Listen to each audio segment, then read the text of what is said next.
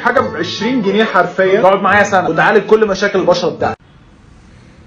تعالى نتكلم واحده واحده على مكونات تريتو سبوت وليه ما ينفعش خالص نحط احتماليه احنا نستخدمه سنه او نستخدمه اصلا، عشان اللي هتوفره عشان تدفع حاجه ب 20 جنيه ممكن تدفع كل اللي حيلتك عشان تعالج بشرتك، وفي نفس الوقت ممكن تتعرض نفسك لاعراض شبه دائمه.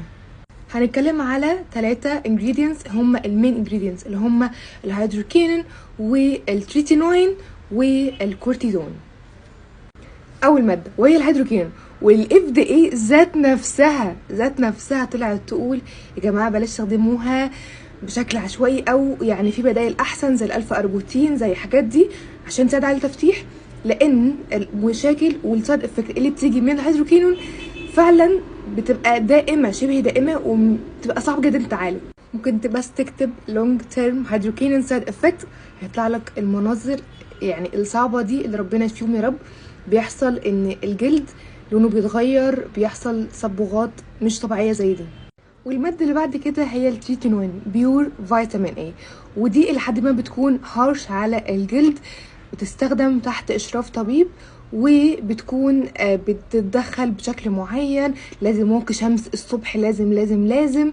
وطبعا فكره احنا نستخدمها لوحدنا دي بتزود الاريتيشن، فرص الاريتيشن والاحمرار وان الجلد يلتهب.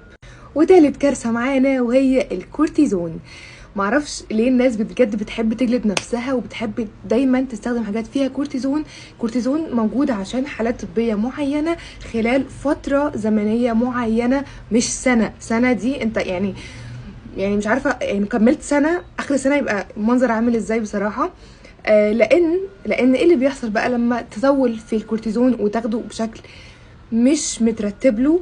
الجلد هيتخف، جلد هيبقى رفيع، الشعرات الدمويه هتظهر، كميه احمرار والتهاب وان الجلد ما عادش قادر ان هو يكون صحي، او السكين بارير كل حاجه هتكون اتدمرت.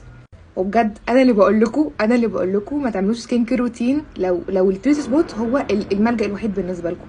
بلاش تريتو سبوت خالص.